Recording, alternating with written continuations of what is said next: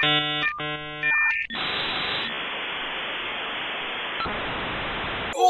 well, guys, welcome back. Peter A. DeLuca here, your favorite. Let's scoot up. Let's get a little closer.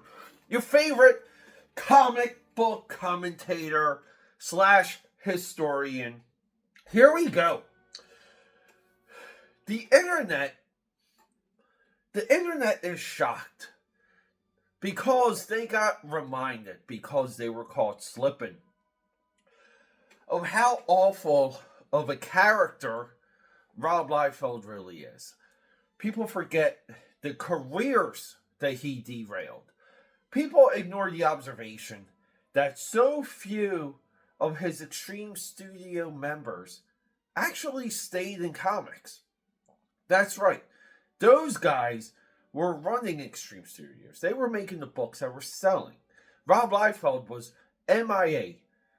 These guys ran the company. They sold the books. They got their bag and they moved on to other industries.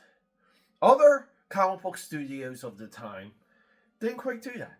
Wildstorm Productions, so many of the Wildstorm guys stayed within comics. Isn't that a wild observation? What does that tell you about what type of boss Rob Liefeld is and was? So he makes this. We've had it up the entire time. I've been yapping.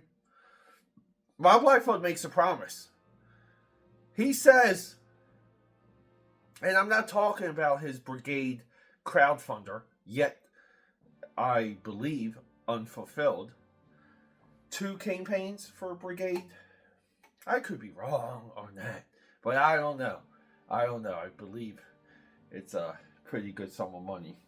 People forget about that. So he makes a promise, runs a contest. The winner gets a Youngblood cover, and the winner some legit work. Just tweets them. Question: hey, when will my artwork be used? Asking for a friend. And Rob Liefeld says nope. He says no. A little bit of pushback. Rob Liefeld, further reveals himself. And then, the tweet goes viral on comic book Twitter.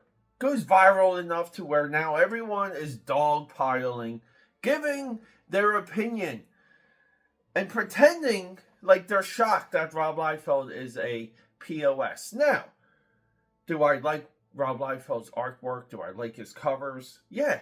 Do I think his Heroes Reborn Captain America is underrated? Do I believe that his Rejects from Awesome Comics is his career work? Yes and yes. But this goes right back. And I'm just going to remind you guys that this guy has an endless history of these things. His attack of Scott Snyder, his attack of Greg Capullo, pretending that their work on Batman wasn't transformative. He diminished that. Scott Snyder DMs him on the side, and it's like, what is going on? And Rob Liefeld furthers his tirade and leaks those DMs. Do you guys remember any of this around the New 52? When Jim Lee and crew kicked Rob Liefeld out of the New 52. And in my view, Rob Liefeld even derailed the career of Mark Poulton, who should have been embedded in mainstream comics thanks to Rob Liefeld. And that's a little bit of the cycle of Rob Liefeld. As many people as he brings in and onboards, he drags down with him. It's amazing. It really is. I mean, look at all the colorists. The colorists throughout the years that have collaborated with Rob Liefeld, that happily cash Rob Liefeld checks, but then later just disappeared. It's a distinguished list. But now everyone is pretending like they're shocked about this. Do you guys remember Rob Liefeld derailing Fragaboom?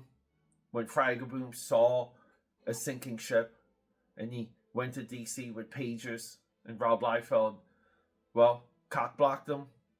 Now later, years later, Fragaboom was able to get into Marvel, but Fragaboom should have been working for Marvel post Heroes Reborn, like immediately after or during, because Fragaboom, he saw what was coming. So these are a lot of the items that we have to use in our composite when we discuss the type of person Rob Liefeld is. I know him, the modern day Rob Liefeld, as a active revisionist of his own career. He does podcast episodes and he does YouTube episodes. I love this one. Look, and holla if you hear me. He compares himself ripping off other creator covers, pages, interiors, ripping them off, equal to George Lucas paying homage when he does his aerial fight scenes with the X-Wing fighters in Star Wars New Hope. He somehow compares cinematic homage to uncredited, stolen, and the internet, the early days of the internet, the message boards. You know, you guys remember Rob Liefeld on Spinner Rack? Swipe of the week. Do you guys remember Swipe of the week? We're deep in internet lore here, guys. Tracking Rob Liefeld's Michael Golden. He ripped off Frank Miller. We all know that Shatterstar shot. I mean, it goes on and on. And these were non-homages. He copied the artwork 1-to-1 and passed it off as his own. Now, given, I know, what was it, New Mutants 89 or New Mutants 85, you know, he does have a Ditko reference there. But Cable, New Mutants 87, that's a George Perez Avengers homage on, you know, whatever, right? He has tried to retcon how he became internet famous in the early days of internet message boards. But then time goes on and people forget, and then they get reminded because history does in fact repeat itself. So this is just another moment of Rob Liefeld repeating himself as a POS. Now, will I ever read a Rob Liefeld comic book again? Yeah, most likely. Will I buy some of his older work? Most likely.